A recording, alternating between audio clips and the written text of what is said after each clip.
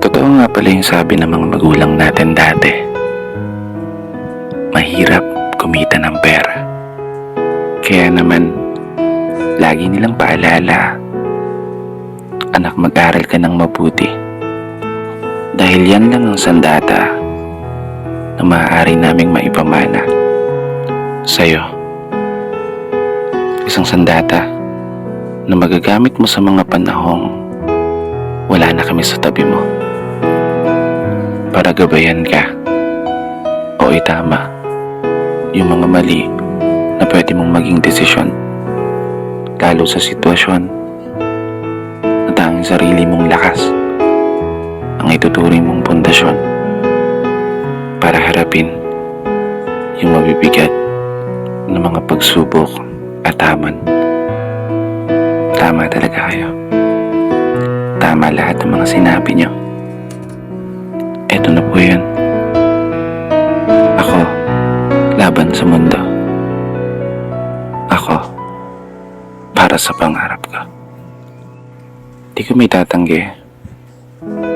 Minsan ko na rin hiniling ang mabilis na paglaki.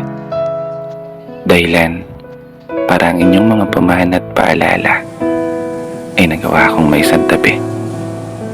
Aminadong nakagawa rin ng mga pagkakamali. Mga pagkakataong hindi na sana nasayang kung natutunan kong humindi.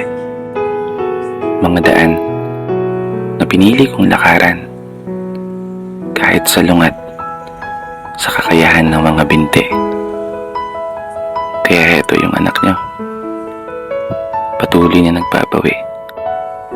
Patuloy na nagpapakasakali na sana pumubor ang kapalaran habang dala-dala ang inyong mga pangaral. Isang pamana na bitbit ko sa araw-araw. Hindi ako sigurado kung gagana yung mga plano. Ang tanging alam ko lang, magagawa ko itong may panalo. At sa araw na yun, pangako, kayo naman. Sa araw na yun, babawi ako sa inyo. Maraming salamat sa sandata niyong ipinamana. Dito na nagtatapos. Kaya isang pagpupugay para sa lahat ng mga magulang at para sa lahat ng mga anak na patuloy sumasabay sa hamon ng buhay. Ako nga po pala si Brother Matt at ito ang aking munting tula. Sana nagustuhan niyo.